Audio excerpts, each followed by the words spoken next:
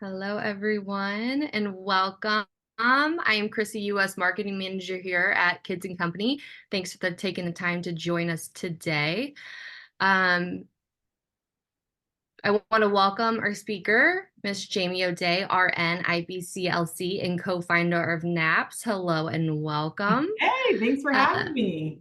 you are so welcome. Um, NAPS guides families from pregnancy through the preschool years with personalized support from experienced registered nurses without judgment, which is my favorite part. And today's talk, we're going to gain valuable parental mental health insights and cover topics ranging from prenatal and postpartum mood disorders to accessing support networks. Going to cover a lot of area today with Miss Jamie. Yeah, Webinar participants, if you have any questions throughout the session, please use the Q&A function at the bottom of your screen, and we'll do our very best to address all the questions that we can during our live Q&A after the presentation. So Jamie, over to you, ma'am. thank you so much, Chrissy. So happy to be with you all here today. I know that this is a webinar, so I can't see your faces, which kills me slightly, but that's okay. But what I would love to do is just to try and keep this as interactive and fun as possible. If you all can actually just use the chat feature, and can you tell me where you're joining from? So location of where you're dialing in from. And also, what stage of parenting are you in? Are you expecting your first baby? Do you have a newborn at home? Do you have older kids, toddlers, teenagers? I would just love to hear from you all, just around where you're dialing in from to just know where you all are from, and also get a sense of what stage of parenting you're in. So if you can use that chat feature, can you use the chat? If you can't, you may not be able to. If you can't, use the Q&A part then and just tell me in there. Exactly. Yes. Q&A is open, so you guys Q&A, can put sorry. that. So if you guys can just use the Q&A, I can even just shout out loud where people are joining from. So Janae, hope I'm saying your name right, is in Chicago. I have a 10-year-old and an 8-year-old. Awesome. Okay. Oh, Oh, we're getting all the things now. love it. 3-year-olds. We have somebody from Toronto with a 3-year-old daughter. Toronto, pregnant in Toronto, 6 months pregnant in Toronto, Toronto with a toddler. Awesome. Okay.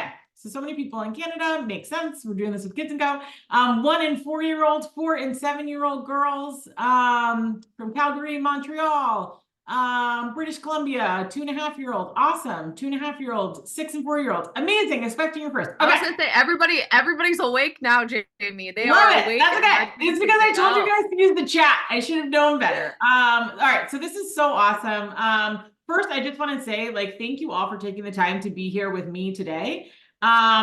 Parental mental health is something that myself and my business partner, Emily, take really seriously and are really passionate about, because I don't think that it's a topic that we educate enough people about.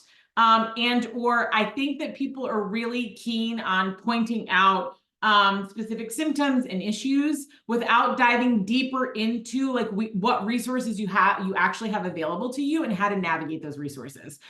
So my hope today is that I am not just somebody who is spewing more information, but I am actually somebody who's providing you with actionable steps and resources to take away from today for you to just start feeling better.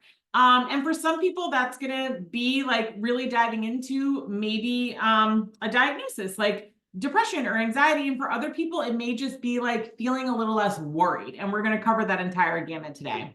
So let me share my screen with you guys. I will go through some slides. I am going to ask you questions. So please use the Q&A feature to just type in your answers to those questions. There are no wrong answers.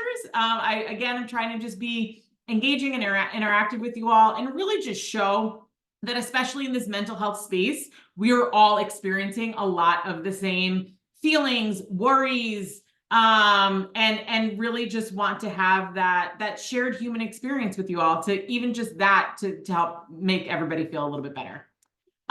So let me share my slides with you here. So as Christy mentioned, my name is Jamie O'Day. I'm a registered nurse. I am a international board certified lactation consultant. I am one of the co-founders of NAPS. I run NAPS with my business partner, Emily Silver. NAPS stands for Newborn and Parenting Support. And really our goal is to just provide support to parents that's actually supportive, right? So combining our medical expertise as nurses, as lactation consultants. We also have nurse practitioners on our team, and our real life parenting experience. So I myself am a mom to 3 daughters. My daughters are 9, 7, and 5, and I am joining you all from Boston, Massachusetts. Quick disclaimer, this workshop is for informational purposes only. And really just, I don't want anything to necessarily take the place of medical advice from your healthcare provider, but hopefully the information that I'm giving you can help structure a conversation with your medical provider if you need it. Chrissy did a nice job of just explaining who we are, but just to give you a quick background on why, out of all the people you should be here listening to me. I've worked in maternal child health my entire 15-year career as a nurse. I started off on labor and delivery, and now support people solely through NAPS, from pregnancy through early childhood and beyond. And again, really doing that in a way where we're trying to combine that real life parenting advice with the medical background and provide a reliable place for parents to go to, really through the entire spectrum of parenting, those from pregnancy through those first early years, in a way that doesn't feel so fragmented. So I'm sure some of you have experienced like going to one place for your prenatal classes and another place for breastfeeding support and another place for sleep consulting or starting solids. And really, there's no reason why it can't all just be in one place. And so that's what we're trying to accomplish here at NAPS, is having one place for all of those resources for you, including your physical, mental, and emotional health. So this is the lineup for today. What we're going to talk about is worry, just like a normal amount of worry, right? I think that's probably the biggest thing that comes up for us as parents. And I am going to give you examples from my real life of things that I never worried about pre-kids and now oddly worry about all the time post-kids. I really want people to understand their risk factors. This is not something we talk about enough in the healthcare field. Curious to hear about what other people's experiences have been, especially at their prenatal appointments. I know some of you are joining me and you're pregnant. So curious to hear what your experiences have been with providers asking you about some of these risk factors.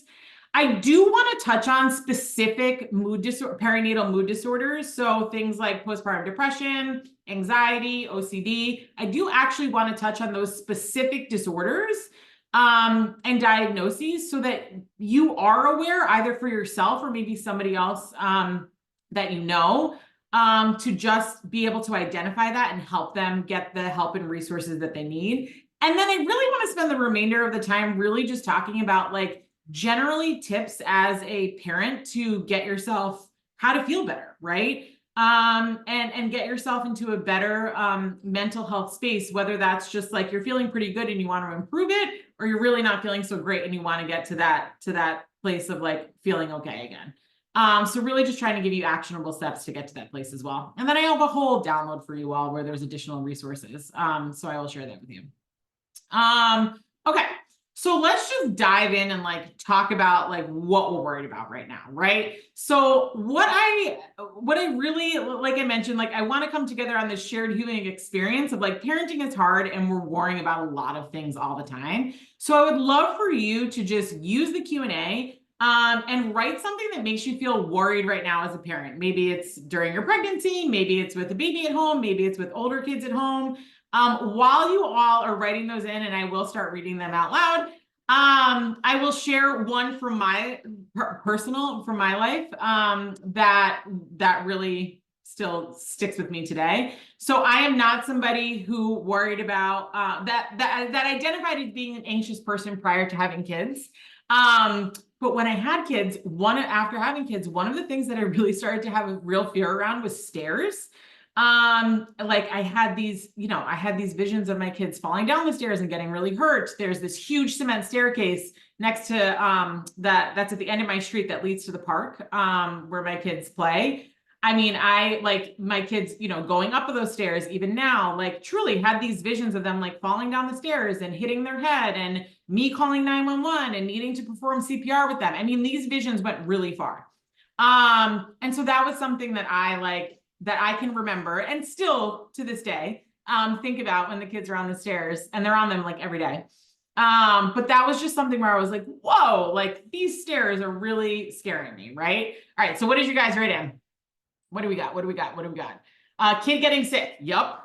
I put some common fears on here for you all. That's definitely one of them. Worried if he bonks his head, how it impacts his mental capabilities. Yes, Caroline, like that was something with me in the stairs. Yell too much. Yep. And feeling like they're never listening. Totally get it. Passing on intergenerational trauma. Yes, Liz. Like, thank you for calling that out. Worried of me getting sick and not being able, not being in my child's life. Yes. When I take him to the beach, he'll choke on a rock or a stone. Yep. Yep. I mean, these are child getting sick. There's a lot of getting sick, making the wrong choice. Yes. Okay. Totally get it. Being labeled as anxious despite being a real problem. Yep. Totally. Okay. Guys, you are all amazing. Okay. They are. They're doing great. Awesome, guys. And don't forget, too, if you have any specific questions while we're going through this, too, I'll write those down and we'll answer those at the end, too. So just, Jamie, so you know that I won't lose track, okay? Okay, cool. I know I'm really throwing you off a little bit, Chrissy, with asking all these questions. I'm here for you. I'm here for you. Sleep. I love this person who wrote in sleep because this is one of the ones on here, right? Like this person, right? Couldn't stop thinking about sleep and naps and schedules. I think one of the things that I had on here, we're wondering if something is wrong because your child won't sleep or sleeps too much, right? So there's nothing wrong with any of these worries, right? And so what I want you, as we're reading these on the slide, as you all are writing these in, I want you to remember that feelings are just feelings, right? Feelings are not facts, right? They're not good or bad. And we're not going to label them that way, right? And you might have multiple conflicting feelings at the same time.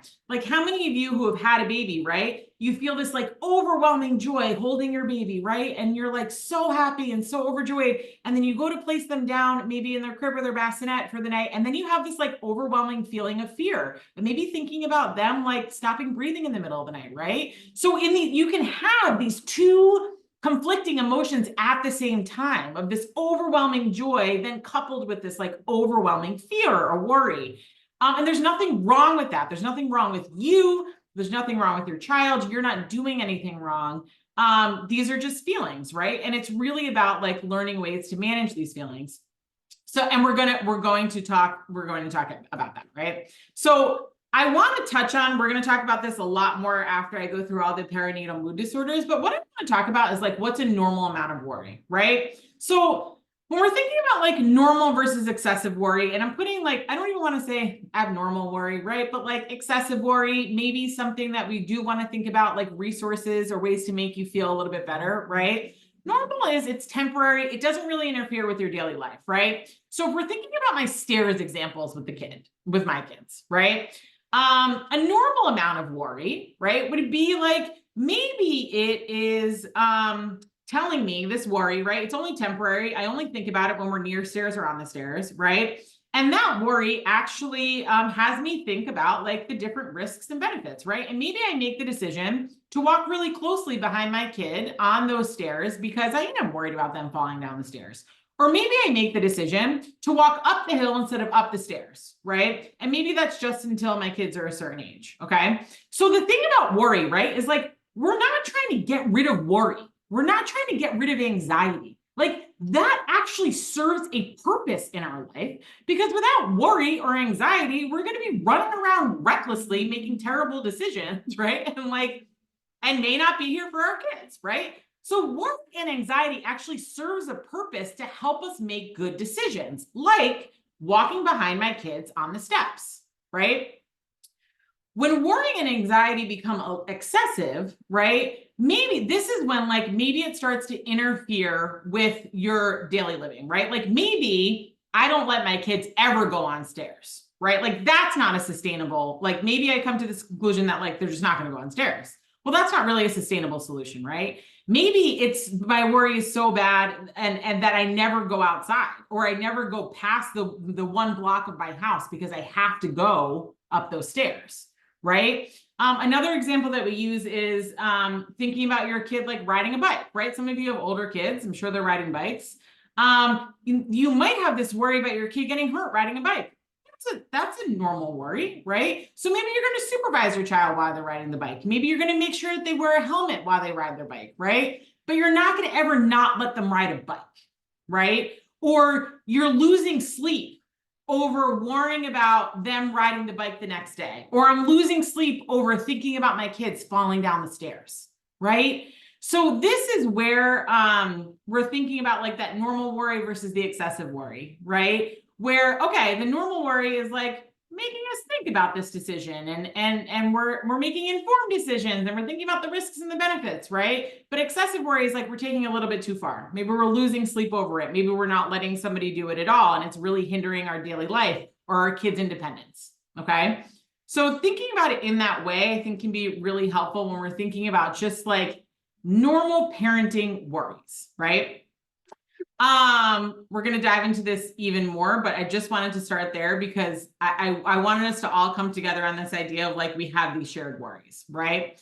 When we're looking at mental health in general, I'm looking at the right hand of the right side of the slide right now. What I want everybody to understand just about perinatal mood disorders in general, and perinatal really refers to the period of time from conception through the first year of your child's life. I would make the argument that it extends way beyond that. And actually, there's a lot of research now that says that it extends several years past the first year of your child's life. But even so, I think it's really important just to point out when we're looking at parental mental health, it doesn't, mental health, mood changes don't just impact women. Like, I think we think so much about postpartum mood disorders and postpartum depression and how that's impacting the birthing mom or the mother. And really, 1 in 10 partners experience perinatal mood disorders too. So I think it's really important to just identify that it's both parents who can have mood changes after having a child, right? And really clearly identifying like what some of those mood changes can actually be. And that it's not just like, I think so many people say, oh, I suffer from postpartum. And to me, it's like postpartum what? Right? And most people were associating this with depression, right? But there's depression, there's anxiety, there's OCD, there's PTSD, there's bipolar, there's psychosis, right? So these are actually like diagnoses. We can talk about treatment levels as well, but I really just want to identify it's not just women, right? It's your partner as well. It's not just birthing mothers. It's both parents. And it's not just depression, right? It is anxiety. It can be OCD. It can be these other things as well. So let's just dive into the risk factors and then these particular disorders before we get into the day-to-day of how to make yourself feel better overall. All right, so risk factors. Please tell me in the Q&A how many people, and I'm curious how this may differ from the States and in Canada, right? How many people were actually asked about any of these risk factors during like one of their OB appointments? Maybe during a pediatrician visit. Curious if this has come up with anybody. Would love to hear your experiences here. But many health conditions have their own unique risk factors, and mental health is no different. The biggest risk factor for mood disorders is a family history of mood disorders. So talk to your parents, talk to your relatives, talk to your siblings. Like, is there anybody in your family, parents, grandparents, siblings, who have experienced any type of mood disorder? It doesn't have to be a perinatal mood disorder. So thinking about any of these things, depression, anxiety, OCD, psychosis, bipolar, that is there a family history there? That's like your number one risk factor, right? Other risk factors include inadequate support. So not having enough help from family members or friends. This is true for a lot of people in today's day and age. It's a lot different than how we were raising kids, you know, maybe even like 40 or 50 years ago, where we didn't really move that far away from our parents. Our parents were often still, you know, they were still close by and they were helping you. Maybe the matriarch of the family wasn't working, was a housewife, or stayed home to take care of the kids, and so was home to help you with your children. And so the landscape, right? And we were parenting more in communities. And so the landscape has changed a lot with parenting as it relates to support. So not having adequate support is a risk factor.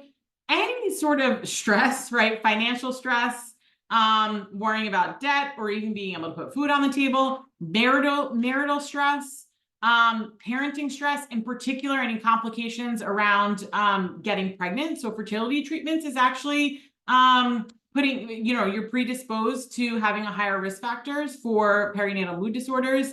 Any stress, any complications related to birth, either medical, you know, issues for the birthing mother or the baby, right? So a NICU stay, any feeding struggles, and then any other major life events, like the loss of a close family member or friend, moving, loss of a job. These are all things that are potential risk factors. Now, if you look at the transition to parenthood, right? Like, not to laugh like they light of it, but like a lot of these things are things that happen when you transition to becoming a parent, right? Like, you're taking care of another human being. That's financial stress.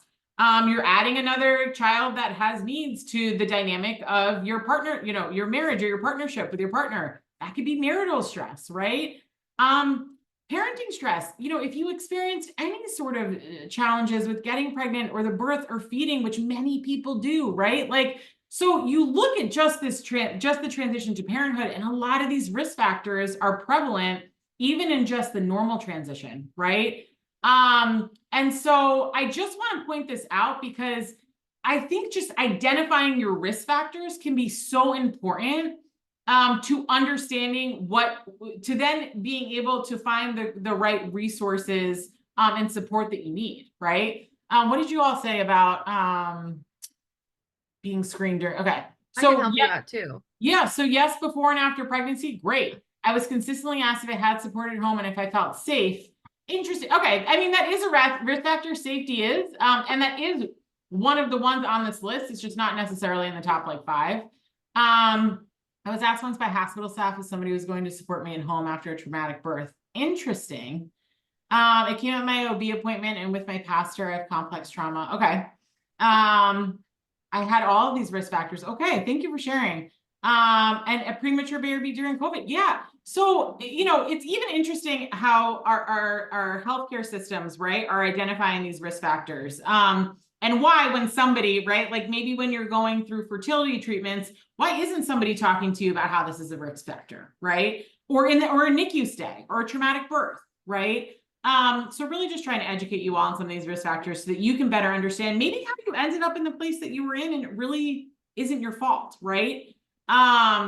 So happy that you all are sharing those experiences there, and thank you for being so willing. Let me just touch on the big perinatal mood disorders and just call out some specific symptoms and statistics just so that people are aware of this, because I think that I think a lot of people fall into this category of like postpartum and thinking that it's just depression, and it's not. So depression is one of the more common ones. It does occur in about 20% of women and some partners. Symptoms of depression, you're thinking of like, a lot of people think of it as like sadness, not wanting to get out of bed, maybe not having an appetite, maybe sleeping too much or not sleeping enough, crying a lot, loss of interest in anything that brings them like pleasure or joy. It can also manifest itself as like anger and irritability. Anxiety can do this as well. And in some severe cases, like depression can actually manifest itself in possibly having thoughts of harming yourself or harming your baby. But most often it really is like this crying, sadness, hopelessness, not wanting to take care of yourself, not wanting to take care of the baby, really like a lack of interest in caring for yourself or the baby. Okay. Different than postpartum blues, I do just want to point out, in that postpartum blues, again, like similar to how we were talking about worry, postpartum blues are more like this moment in time where you might feel this really intense sadness, right? Or you might feel this really intense loss of joy or this really intense hopelessness, but then that moment goes away, right? So it's not interfering with your sleep. It's not interfering with your ability to take care of yourself or your baby or others. And it's really just more of these moments in time. And with baby blues, it doesn't tend to get worse as time goes on. With depression, it does. Okay. Next up is anxiety. This occurs in about 15% of women. I think that this number is grossly understated and underdiagnosed. But statistically speaking, the information that we have says 15%, and some partners. I actually think that this shows up a lot with partners as well. So symptoms that you're thinking about, right, are like this constant worry, feeling like something bad is going to happen. You're going to have these racing thoughts, maybe disturbances in your sleep, like you're not able to sleep because you have these constant worries that aren't allowing you to actually fall asleep. Even something like people who count a clock and aren't able to sleep at night. So maybe you wake up in the middle of the night, you feed your baby and you're trying to fall back to sleep. And you're like, if I fall back to sleep right now, I'll probably get 3 more hours of sleep, and you're thinking about like getting those 3 hours of sleep, and how if you only get like, if you just get those 3 hours, you feel okay. But if you don't fall asleep right now, like, and you only get 2.5 hours, like you're not going to feel okay, right? And you just stay awake thinking about how much sleep you're going to get. Has anybody experienced this? This was definitely something that I experienced in with my first daughter, like just constantly thinking about the clock and how much sleep I was going to get. Yes. Okay. So people are resonating with this. Inability to sit still. You might even have physical symptoms, like maybe even like panic attacks, like your heart racing, dizziness, hot flashes, nausea, sometimes chest pain even. These can all be signs of anxiety. All right. All right, OCD. So this is an interesting one that I like to talk about. Again, this is about 4 to 5% of women, and then some partners. Again, we see a decent number, I mean, again, of the small percentage, but a decent number of partners who have this as well. So this is, OCD is in the category of an anxiety disorder, and more specifically is like these obsessions over things that many people may have heard them called intrusive thoughts. So this is where you have these like persistent, repetitive thoughts that can feel really upsetting, right? Like, and I'm going to share stories that I've like actually heard from people. Like, you're standing at the top of the stairs with your baby, and maybe you have, you know, what's the word that I'm looking for? Gosh, I have no word recall after having 3 kids, if anybody. A container with laundry, a basket. There we go. And you have a basket of laundry in the other arm, right? And you're walking down the stairs to bring the basket of laundry, you know, down to the washer and dryer. And as you're like standing at the top of the stairs, you have this vision of you like throwing the baby down the stairs, right? Or maybe you don't even have the baby with you, right? And maybe you're just having this vision as you're carrying the basket of laundry down the stairs. Maybe you're standing in the kitchen and you're cooking dinner, and your baby's over on their playmat, and you have a knife in your hand, and you have this vision of you know, stabbing your baby with the knife. I realize these are all really scary visions, but I really do want to call them out for people, because these are visions that people have, right? And if you've had one that you want to share, please feel free to share. But they are these like persistent, repetitive thoughts. They're really upsetting. What I want to tell you is that when people have these thoughts, no matter how bizarre they are, when it's OCD, it is very unlikely that you're going to act on them. It's just you're typically having this same like repetitive thought that is just really upsetting and scary. This actually falls into a category more of OCD than anxiety. And there are ways to actually like treat these intrusive thoughts. OCD can also show up in more traditional ways, like these compulsions, right? Where you're repetitively doing something to really try and reduce your fear. So maybe it's like making sure that the appliance is unplugged before you leave the house, and you go back and check to make sure that that appliance is unplugged 4 or 5 times before you leave. Or maybe you're taking a picture of it to like confirm to your brain later that you actually did it, right? So this is more of this falls more into the category of OCD. Or like you have this really intense fear of leaving your child alone with somebody else, or it manifests itself as like this hyper vigilance over protecting your child, and really just like having this real fear or obsession around somebody not being able to take care of your child as well as you can, and that preventing you from actually leaving your child with anybody. So these are more like really just trying to identify the difference between like anxiety and OCD, because how these are going to be managed is going to be different. Other things is PTSD, and I think a few people have actually shared they have had some traumatic experiences. And so this is about 10% of women, and some partners do also experience PTSD, right? This could be from a traumatic birth. This can be from a traumatic medical issue that occurred with your partner. Like if your partner is the birthing, you know, person, and they experience something really traumatic, and you, the partner, watch this, that could be PTSD for you as well, right? Maybe it's something related to your child, right? And maybe something medically happened with your child. And really how to know that this is maybe something that you're dealing with as it relates to trauma, right? Is you are having these like intrusive thoughts where you're re-experiencing the event. Maybe there are like specific triggers that cause these thoughts, and you're actually trying to avoid those triggers, right? Maybe it's certain events or people or places that you're trying to avoid, right? That could be a sign of you having experienced PTSD. Can also show up as like this persistent irritability, or anger, or again, maybe it's interfering with your sleep, or you're having, this hypervigilance over your child or your partner. And really just sometimes having this feeling of like detachment, right? That like almost like you are watching this thing happen to you and you can't really control the feelings of it. So again, PTSD is something that can impact both birthing mothers and or their partners. Okay. So just keeping that in mind. Bipolar is another one. So about 2 to 3% of women are diagnosed with bipolar disorder. Actually, this is pretty commonly diagnosed during pregnancy or postpartum. You all have been so wonderful with sharing some of your own experiences. I can see in here somebody's talking about panic attacks. Somebody actually just said that they had a partner who had 2 episodes of psychosis. So we're actually going to talk about that next. So thank you for sharing that, just to highlight that this can happen to other people. Unrelenting pumping became an obsession for me and became a major source of serious depression. Yes, like thank you for sharing that. So when we're looking at bipolar disorder, again, about 2 to 3% of women, they're not to get too into the medical side of it, but there's 2 sides of bipolar. It's depression and mania. So depression is going to share a lot of the same symptoms that we talked about with depression, right? Like irritability, anger, sadness, crying, loss of joy, hopelessness. And then the mania side of it is when you're going to get like the rapid sleep, little sleep, racing thoughts, maybe even look a little bit more like anxiety, maybe even OCD. But the biggest difference is there's typically like this inflated sense of self or reality or the importance of oneself. And just feeling like really overly confident and maybe even overstating that confidence.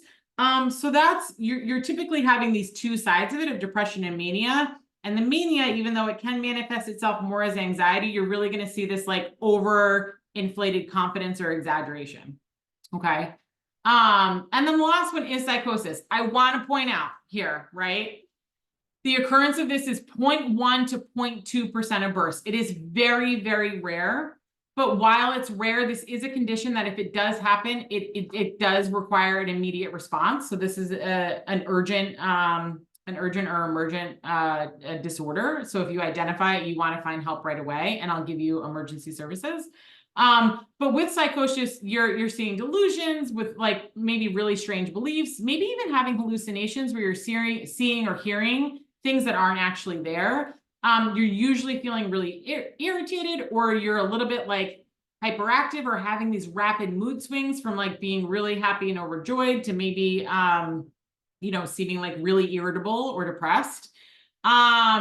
Really showing like decreased need for sleep or inability to sleep, usually a loss of appetite as well. And people with psychosis tend to have like some paranoia or some like suspicions around suspicions that have no merit, right? So really just sort of these made up ideas around their safety or maybe the safety of their child or their family.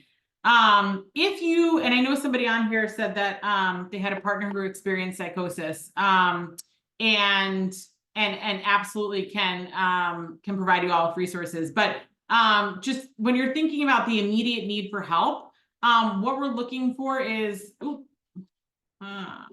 on, I'll take you to the emergency resources. Sorry. Okay. So what you're looking at is the emergency resources. Woo, sorry guys. So this is where like so if it is the birthing mother who has these symptoms, you can call your OB, you can go to your local emergency room. This is something where you can just call 911. There also are mental health hotlines for any of these disorders, right? So there's a national hotline that provides 24-hour support. You can call or text this number. There's a suicide or crisis lifeline. And then Postpartum Support International, which I'm going to talk about a lot more, is a resource that it's a free resource. It's a nonprofit. They have support groups, free support groups. They have clinicians. It's a wonderful, wonderful resource that you could call or text as well. But if there is a scenario where it is an emergency, maybe somebody is stating that they're, worried that they're going to hurt themselves or somebody else, or maybe experiencing a psychotic episode, this is something where you just call 911 or go to your local emergency room. Okay. Sorry, I didn't mean to jump around too much, but I just wanted to be able to give you guys those resources. Okay. So then in terms of level of care, and then we're going to get into just like the day-to-day, right? Levels of care, I just like to point out there are different levels of care for people, because I think when people think about like actually getting care for any of these disorders, or maybe it is just you're feeling a little too sad or you're feeling a little too worried and you just don't like the feeling, you're looking for support there. Many people just think about outpatient therapy, right? And so this is like individual counseling or finding a therapist. This could be group therapy. This could be finding a provider who's managing your meds. Maybe you've been prescribed meds for the first time, or maybe you've been on meds and you just need those medications adjusted, right? So I think many people just automatically think like it's either like outpatient therapy, right? Or on the other extreme, hospitalization, right? But there's actually this middle tier of support that I think gets lost in a lot of healthcare systems, right? So yes, hospitalization is a necessity in the scenarios where emergency services are needed, right? So this is usually like an inpatient psychiatric ward where you're monitored 24/7. They do usually have like some individual therapy. They do usually do some like medication management. But basically, hospitalization is really meant to just be like crisis, intervention and stabilization, which you're then usually discharged, right, to either our outpatient therapy or something like a partial hospitalization program, or this might be called intensive outpatient, IOP. But this is actually like a middle ground where you're home, you're discharged home, but you can go to a facility where maybe you're there 5 days a week for 8 hours, or 5 days a week for half days, or some people do 4 days a week, or 3 days a week, or 2 days a week. But you're there usually for a half day or a full day, regardless of how many days you're there. And it's these structured therapy sessions, both individual therapy and group therapy. You're still getting that daily monitoring and support. And you have this like collaborative treatment plan with the providers that are providing you with therapy and also medication management.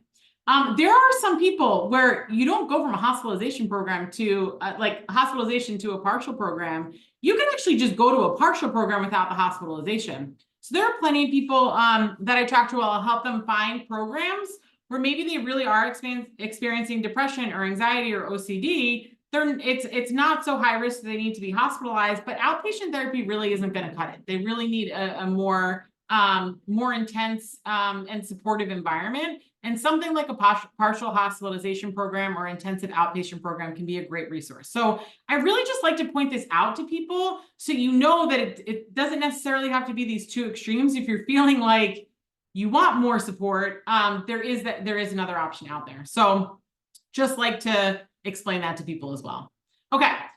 So now that we've gotten through that, I do want to just break quickly to say that I went through a lot as it relates to these mood disorders and symptoms and sort of ideas for treatment.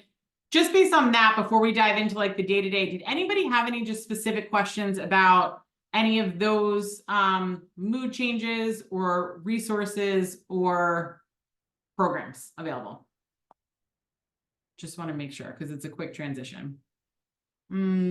So somebody's asking about resources for people of color or BIPOC families. Yes. So there's actually, I'm going to talk about Postpartum Support International. I can put this in the chat. I think you guys can see it when I put it in the chat. Postpartum Support International, again, is an international resource. So that is something that you can utilize in Canada as well. On there, they actually have specific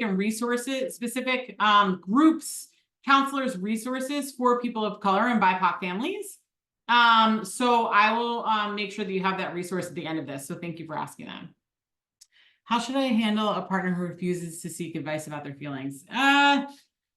So it's a great question. And this comes up a lot. I think one thing that you could, so it depends on the severity of their symptoms, right? Like if you are worried about them like harming themselves or others, then I would get a medical professional involved, right? Maybe even utilize one of these hotlines to talk through with a professional, maybe how to navigate this conversation with your partner.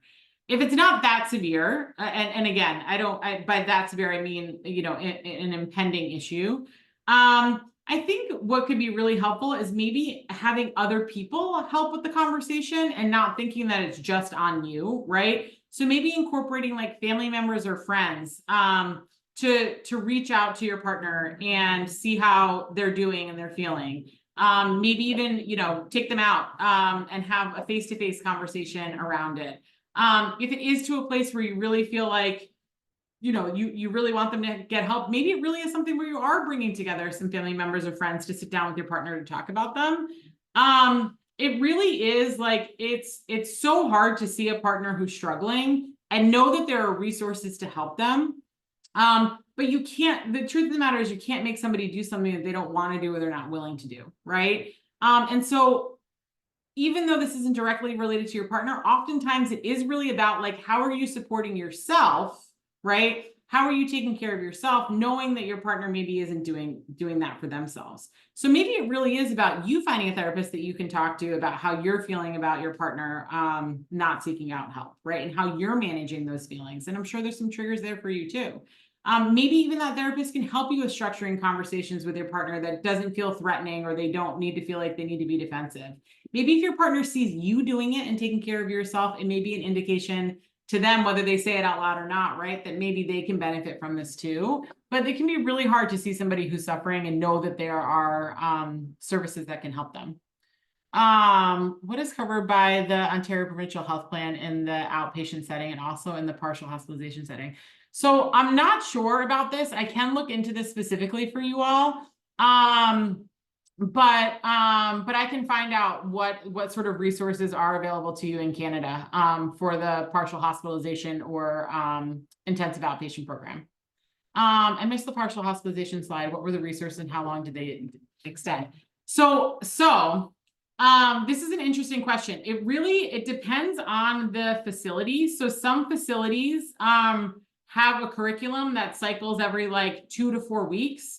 And so some of these programs really only run for like 2 to 4 weeks, regardless of your symptoms and how you're feeling. Other programs are actually based on like treatment of symptoms, right? So they might have like a 4 or 5 month program, and you can stay in that, like they're really treating the patient, right? And you can stay in that program for as long as it takes for you to actually feel better. So it really depends on the program. And knowing how to navigate, like what questions to ask to navigate these programs can be really helpful. So I would definitely ask, like, if you're looking into these like partial hospitalization programs, obviously thinking about like insurance, but also what is the curriculum? How long does this curriculum last? Do they treat you based on like once you are time out of the curriculum, or do they have curriculum that extends for longer for people who need it, right? And so those are questions that I would definitely ask when you're looking into any of these programs. And obviously ensuring that they're specializing in whatever it is the issue that you're dealing with. Is any form of eating disorder part of what you discussed, like nervous eating? So an eating disorder would actually fall into its own category. It can be linked to depression and anxiety. But again, this is where I would find a provider who has experience in eating disorders and maybe a secondary diagnosis like anxiety, like you're saying, like nervous eating.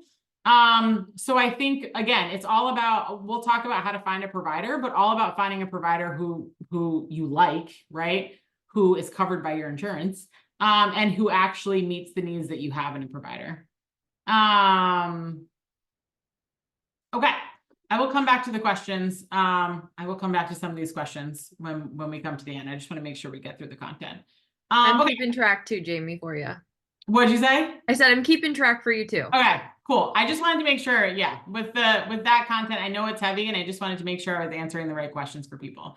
Yeah. So let's talk about just tips to feel better or help somebody else feel better. So I'm actually going to give you resources to help yourself, but also how to help others. And especially in the scenario where you know somebody's struggling or they've told you they're struggling, and you just actually want to be helpful, right? So when we're talking about yourself, we really want to talk about like practicing self-care, right? And I would love to take credit for this line, but this is not mine. This is from a woman, a social emotional coach who has taught some groups for us. Her name is Meg Saxelby. She said that self-care is not a bath bomb. Self-care is setting boundaries. And I cannot agree more, right? Because in order to take care of yourself, right? In order to take the bath, right? In order to find the alone time, in order to get more sleep, like you usually have to set boundaries. You usually have to set boundaries with yourself or other people in order to get those things for yourself, right? So practicing self-care really is about boundary setting. And when we're thinking about self-care, right? Like what we're thinking about is like those things that you need in order to like fill your cup, right? Like and physically, right? We're talking about nourishment, right? Like taking care of yourself, planning ahead. For those of you who are expecting your first, or I think somebody was just asking about really struggling with their mental health with their first and how to prepare for that with their second. Like these are the things that I'm talking about, right? Like have a plan for food, outsource meals, right? Is there a meal delivery service that you can have that can help you? Is there the people who are asking how they can help? Ask them to drop off meals and not just dinners, right? Like ask them to drop off breakfast or lunch, right? Things that are healthy, that make you feel good, that actually like fuel your body, are going to make such a difference than maybe you're like me. I'm the person who like wouldn't eat or drink anything, you know, while breastfeeding my first daughter. And I would realize around 1 p.m. when I was shaky and felt like crap and nauseous, right? That like all I had eaten or drank that day was a coffee, right? And so what am I reaching for? I'm reaching for like the easiest, most immediate thing. And that's going to be my line of Oreos, right? So I'm eating a line of Oreos. And while I might feel better, like initially, like the nausea subsides and I don't feel as crappy, that's a really high spike in my blood sugar. And so that's going to go down again. And I'm going to feel even worse like an hour or so later. So really thinking about like those healthy choices that you can reach for as like a snack and having people help you with those things can be so helpful. And then making sure that you're drinking plenty of water, right? Again, as specifically as, you know, maybe somebody who's like breastfeeding or pumping, like drinking plenty of water, replenishing those fluids, being hydrated is actually going to make you feel good, right? Physically good. When we're thinking about more of like that mental aspect, right? Like alone time. This does not mean taking alone time for your basic human needs, like showering or pumping or eating, right? Like, I mean, taking alone time to actually like do something that fuels you. So maybe that's going for a walk, right? Maybe that's going to that workout class that you've been trying to get to. Maybe that's reading a chapter in your book. Maybe that's listening to a podcast or some music. Maybe that's connecting with a friend, right? I know this, I'm saying alone time, but it's like alone time to do with it whatever you want to do, right? And how, if that feels really hard to get this like big chunk of time right now, just start with 5 minutes a day. There was a woman in one of my mom's groups years ago who her and her husband had a conversation before they had their first daughter. And I've known her now for 4 years, and she did this with their second kid too, and they still do it to this day. Is they identified before they had their child the things that they needed every day in order to like feel good, right? And for her husband, that was going for a run. And for her, that was a long, and I know that I said showering isn't one of these things, but for her it was like this was an uninterrupted hot shower, right? So this is like the shower where she got to go in there. She didn't have a monitor with her baby in the chair in the bathroom with her. She had her eucalyptus leaves, right? And her lavender. And it felt more of like spa-like. That's what she needed every day to replenish. And so they, come hell or high water, they made that happen every day. He got his run every day. She got her hot shower every day. So this is something where they carved out that alone time for each other, to make themselves feel like themselves, right? The other thing that I want people to think about is your people, right? So when we talk about people, I talk about them in 2 ways. One is identify, like with your partner, actually identify the list of people who you turn to for sound advice, right? In this scenario, maybe it's sound parenting advice, right? And on that list of people, like I'll give you my list. My people are my 2 sisters, my friend who has kids that are the same age as mine, another friend who has kids that are older than mine, Emily, my business partner, and then our pediatric nurse practitioner, right? Like these are my 5 people. These are the people who I turn to for sound advice when I have a question or I'm second guessing myself. Do y'all notice who's not on my list? Like who jumped out at you as not being on my list? That maybe is on yours. Anybody? Partner. Okay, well, my partner is technically on my list because I made the list with my partners, but that was a good call out. My partner is on my list. My mom, my parents, right? Somebody just said it. I love my parents. They raised me and my two sisters, right? They're wonderful people. They're just not somebody that's on my list of people who I'm going to turn to who are like for sound parenting advice, right? They'll turn to them for other things, but maybe not this. And the reason why you and your partner are making this list is so that when somebody offers up advice, solicited or unsolicited, right? And they're not on your list, you can let that go, right? So the random person in the grocery store who, when you're out with your grocery shopping with your baby and says your baby really needs socks on, right? Instead of being so annoyed by that person, you can be like, they're not on my list, right? When your partner comes home from work and they're like, hey, Greg was talking about how we really need to sign the kids up for soccer starting now because we're already behind the 8 ball on like getting them into, organized sports. And it's like, yeah, Greg's not on my list, right? So it's just that reminder for you and your partner to just like remember that you're going to be bombarded with all this solicited, unsolicited advice as a parent. And really just identifying the people who like, if you do have a question or you want to know, or you're trying to make a decision, like who can you actually turn to do that, right? And having those people can be so helpful. The other way that I talk about people are visitors versus helpers, right? So like the people who you want, especially maybe those immediate days postpartum, you want the helpers to be coming to your house. And helpers are the people who, when they show up, you're not changing your clothes. It doesn't matter if you have a bra on or not, or if your house is a mess, right? They show up and they immediately, like, you feel relieved to see them. They just start doing things without you having to ask. They unload the dishwasher, they fold the laundry, they prepare a meal, they brought a meal and a coffee for you. They hold the baby while you go and take a nap, right? They're the people who just like show up and you feel relief. Visitors are the people who, like, when they come, you feel a little bit anxious, right? You're cleaning up the house for them. You're changing your clothes. You're putting on the bra. You don't feel comfortable feeding in front of them or crying in front of them. You're making sure that you have food and drinks available for them, right? You don't need visitors when you're struggling mentally or when you're immediately, like when you just got home from the hospital, right? Who you need are your helpers. And there are always helpers. So just look for them, right? They may be family members, they may be friends, they may be neighbors. But those are the people who are going to make you feel relieved, right? The other thing that I want you to make a plan for or think about is sleep. So much of our mental health is impacted by sleep, right?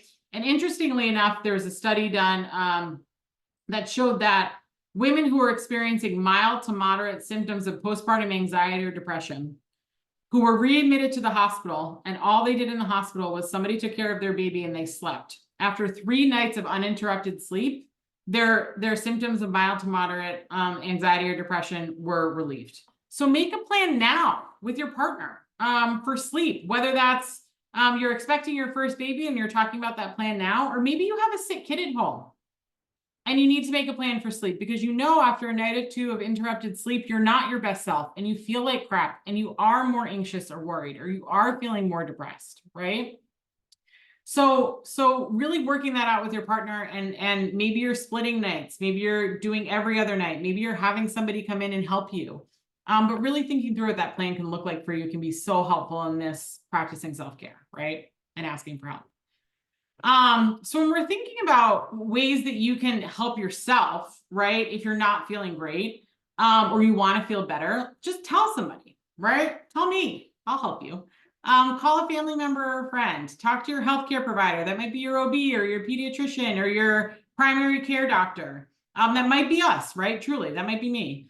Try and find a professional who can support you. So maybe you are utilizing a network like Postpartum Support International that I talked about. Their website is postpartum.net. I'll share that with you all. Maybe you are, again, finding resources through your OB or your midwife or your general practitioner. Finding a peer support group can be so helpful. Like, I hope that all of you, even with me just, sharing some of the stories that you're sharing in the chat, that there is some relief in the shared human experience, right? So can you find a virtual or in-person support group? Like I said, Postpartum Support International has groups like that. We offer groups like that. Are there any options in your community, either free or paid for, where you can get together in person or virtually with other parents who are experiencing the same things that you are, or maybe have kids the same age as your kids, right? Can you outsource things? So can you ask others to help you with anything, right? Like the laundry, the dishes, walking the dog, preparing meals. Like if you're struggling right now and you tell somebody that you're struggling and they care about you, they want to help. So telling them exactly how they can help you can be so, so impactful for your mental health, right? And plan check-ins. So maybe this means like reaching out to a family member or friend and asking them to check in on you regularly. Like, hey, Chrissy, I have not been feeling great lately. I've been feeling a little bit anxious. I'm doing these things to help make myself feel better. If you don't mind, it would be really great if you checked on me like once a week. Like, how about Wednesdays? Do you think you could do that for me? Right. And now you know that somebody's going to be checking in on you. So even, on a day where you're not feeling so great or a week where things aren't going well, like you have that built-in check-in system. Okay. Steps to help others, right? So if you know somebody's struggling, or maybe somebody has told you that they're struggling, right? Or you see them. I think just educating yourself, and we've done some of this today on some of the signs and symptoms of these postpartum mood disorders. Again, Postpartum Support International has a wonderful resource of more in-depth symptoms on their website. So that's what is linked here. Share resources and services. So if you're aware of any virtual, local, community-based programs or groups, share them with parents, right? Offer to help them find support. Maybe that means, talking to the insurance provider about what options they have available, or giving you permission to talk to their healthcare provider, or reaching out to therapists or other communities to help find support, right? Check in with them regularly. So actually like set these times and make sure that, and tell them that you're doing that, right? When you check in with them, be really specific with your ask of how you can help.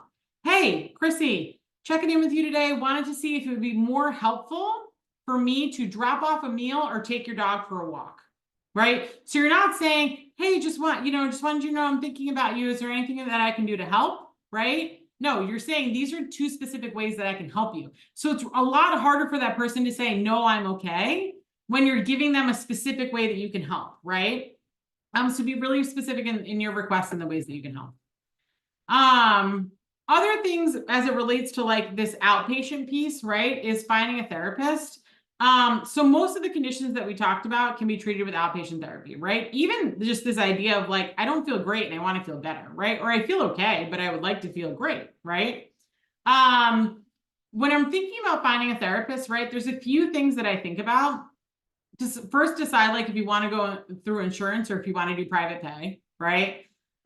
Next, I would think about whether or not you really want virtual or in person. I would think convenience. So especially for people who maybe have a newborn at home, it might be an easier point of entry to just do a virtual session right now. And that's okay, right? So just think about what's easiest.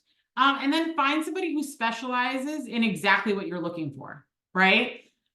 So, I was using the example of the eating disorder, maybe combined with like some anxiety. I'd be looking for specialists who have that specific expertise.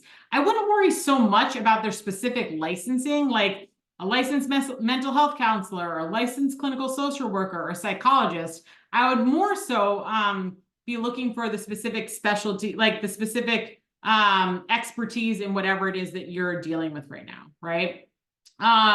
Postpartum Support International, again, has a wonderful database of international providers as well. So you can use that database to look up providers both in the US and Canada. And a lot of these providers will do like an initial like intake call to see if this is like, to see if you feel like it's a good fit. And you can ask questions there. And then I already shared the emergency services with you all. So I want to stop here and take any questions. I know we're close on time here and I answered some of them throughout, but happy to answer any additional questions here at the end for you all as well. No, thank you so much, Jamie. I think it was more important just to have that, resources, and you were kind of having that conversation throughout. So thank you so much. It was amazing. There is a couple questions that I thought were valuable that we can just answer before we pop off. One person just asked, how do you ask your people to be more helpers and not visitors? Which I think is a really, really awesome question. So two parts to this. One is these people, like, be really specific in your request. So if they're coming over and they're like, all they want to do is come over and hold the baby, right? And you're like, that's not actually helpful. I really want you to unload the dishwasher. Just say like, I'm feeling, and this is based in, so there's research on effective communication. Use an I statement, state how you feel, state how the solution would make you feel, and ask them if they're capable of doing it. So I'm feeling really overwhelmed by all the things that need to be done in the house. Do you think that you could unload the dishwasher for me when you come over today and throw in a load of laundry? That would make me feel less overwhelmed. Is that something that you're capable of doing? So that, like, saying it in that way can be really helpful. I do just want to point out, sometimes you can be really clear and direct in your requests and the person might not do it. And it's like just probably not the right person to help you right now, even though like you probably desperately want them to be. It might not be the right person. You might just need to find somebody else who's more helpful. Yeah, and I think that goes back to just like pre-planning, right? You know your friends that will be more apt to drop everything and be there in your neat time of need. So those Yeah. are the people you ask to, and undo the dishes, and maybe great grandma, you let her just snuggle and hold. So I think Oh, that's a great option of just like pre-planning and how that can be helpful. yeah. Um, Somebody else asked, how much time do you recommend taking for yourself every day or every week? I know you said Ugh, like starting with that 5 minutes and kind of yeah. building, but is there any other I recommendations mean, that you it's such have? a it's such a good question. I think this is something that's going to be so dependent on each person. So there are some people who probably really can take maybe 10 minutes a day for themselves, and that makes them feel really good. And other people who are going to take an hour plus for themselves a day. And that's actually what makes them feel good. It's really about no different than parenting. It's a little bit of a trial and error to figure out what that sweet spot is for you. And just recognizing that there's no guilt in taking that time for yourself, right? Guilt only serves you a purpose if you're doing something wrong. You taking time to do something that fills your cup is not wrong.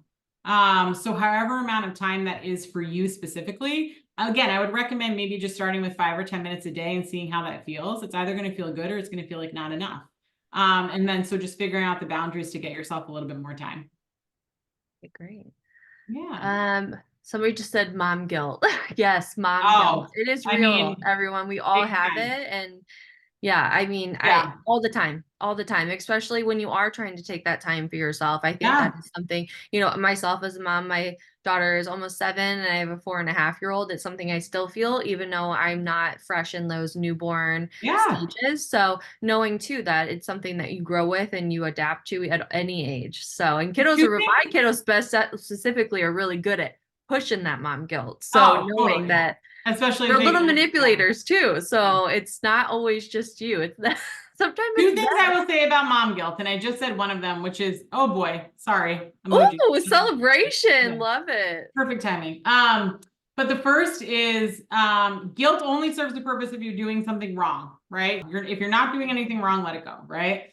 The other thing that I like to say is, especially with mom guilt, ask yourself if your partner would feel guilty for doing the same thing. If the answer is no, and many people laugh at this, right? But it's a good check. It's a good check for yourself, Absolutely. It right? If absolutely the answer is. is no, then there's no reason why you shouldn't feel bad about it anyway. And her society has made us feel like our worth is all wrapped up in what we give to others as women. And there's no reason why you need to continue to feel like that. So I think it's a good self-check to say, like, would my partner feel bad about doing the same thing? And if they don't, then you shouldn't either. That's absolutely such a great point. So thanks for bringing that up. Yeah.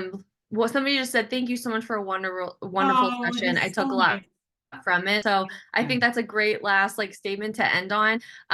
Just so everybody knows, again, Jamie, thank you so much for everything Yeah. you've given, not only just like great conversation and great Q&A, but also just some amazing resources that sometimes people just don't have that opportunity to search for. Maybe they just don't know where or what's Yeah. available. So, as somebody who has been there and has struggled with fertility, postpartum, you name Yeah. it, we're all real, we're all human, we're all women. Thank you so much for just uniting us and making us feel like it's okay. So thank you so much for your Yeah. time. I It was have amazing. I would clap, just clapping, clap, clap, clap. I have a resource. It's a PDF guide for you all that has a Yes. lot of the information that we talked about. additional resources. So I will send that over to you, Chrissy, to send out with the recording as Great. well. Yep. So I'll just make sure that you Yeah, guys that's what I was gonna. Yep, those that's what I resources. was gonna remind everybody that we will be sending out a recording following today's Yeah. session, as well as a survey that'll be popping up when the talk ends. So if you wouldn't mind taking a minute, just provide some feedback for us as well as Jamie.